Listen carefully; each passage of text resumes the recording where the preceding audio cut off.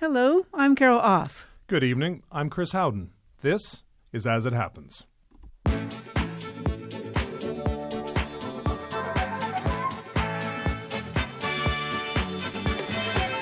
Tonight, Long Road Home. 3 decades ago, Ralph Carl Wushke was barred from working as a Lutheran pastor in Canada because he was gay. He spent years dreaming of his return, and now at last, he's been reinstated.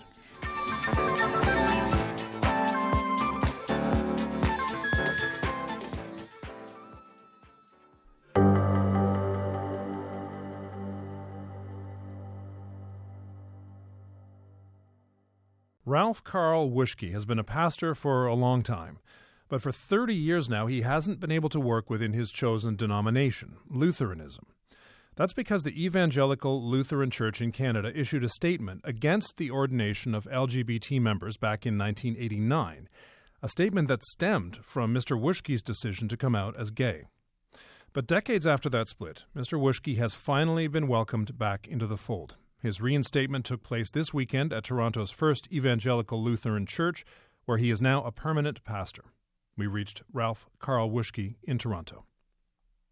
Pastor Wushke, can you tell us about Saturday afternoon? What was that like for you? Well, as somebody said, there was an awful lot of applause in that service. That's not normal for Lutherans. So it was a very joyful service, really the culmination of a lifelong dream for me. I was ordained a Lutheran pastor in 1978. I was removed from the clergy roster of the Evangelical Lutheran Church in 1989, and now I was received back with great joy. Over all the decades that you have been outside of the Lutheran Church of Canada because of the decision that you couldn't practice, you couldn't be there because you were LGBT. What was it? It seems kind of surreal to you to be sitting there and listening to that. Could you ever have imagined that you would be in this moment? Well, frankly, yes. I've imagined it a lot over the years.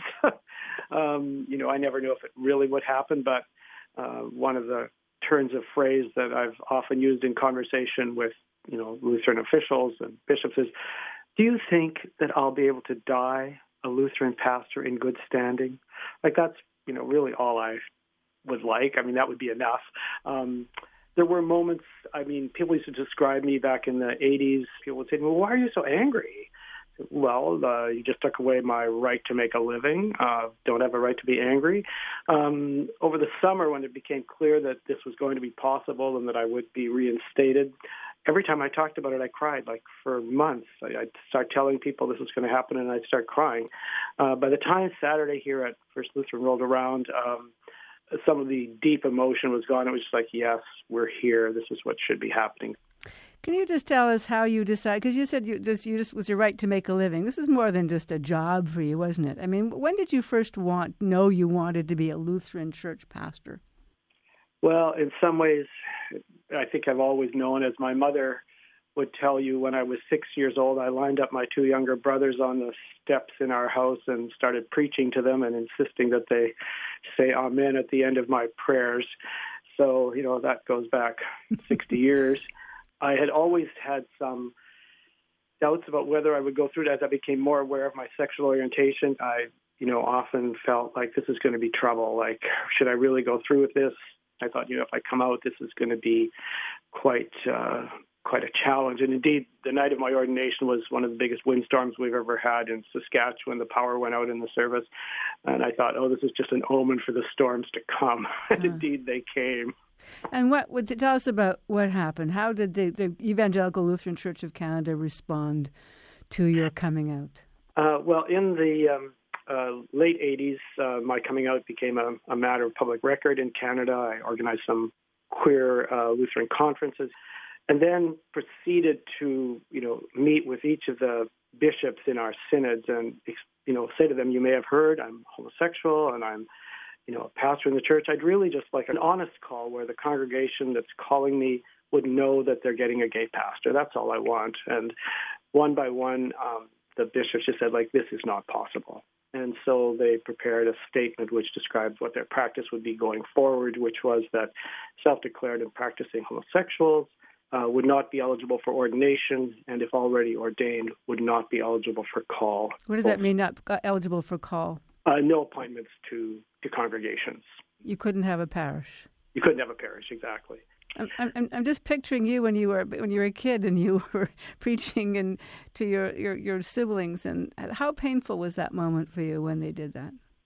It was quite painful. I mean, I think this is complicated because the Lutheran Church in Canada is quite small, and all of the bishops were also personal friends, or most of them were. And so the national bishop of the day, who liked me, I think, and respected me, called me into the office and said, "So, you've come out, Ralph, and this is what we're proposing to be our practice." And I said, "Well, Bishop, this is an incredibly violent statement."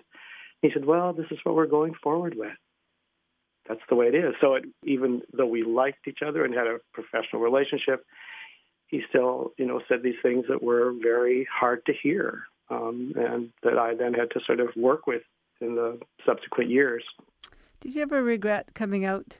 I mean, other people who've had the calling have decided not to, in order to stay within their parishes, within their churches. Was that a consideration ever for you?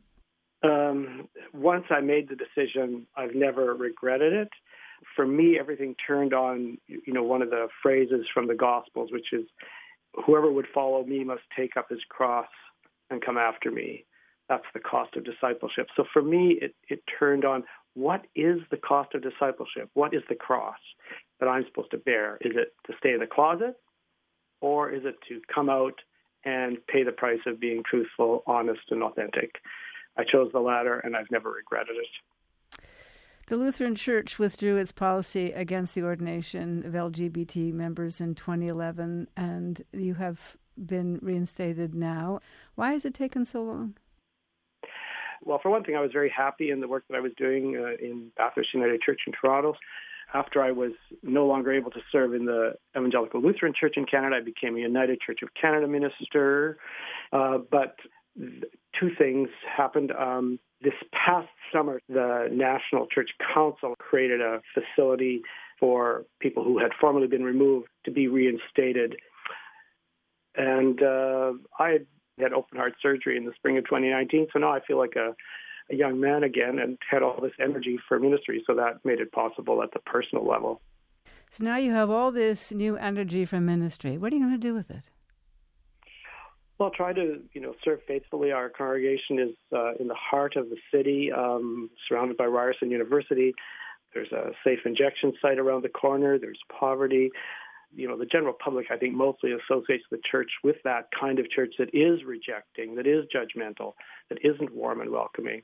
So we have a task just dispelling the perceptions of the church as a very negative, hostile institution. It is a big job in itself. Well, Pastor Wushke, I wish you well. Sounds like you have a lot of work to do, and it's good to talk to you. Thank you. Thank you, Carol. Ralph Carl Wushke is a newly reinstated Lutheran pastor and the lead pastor at First Evangelical Lutheran Church in Toronto. That's where we've reached him. And for more on Mr. Wushke's story, visit our website at cbc.ca/AIH.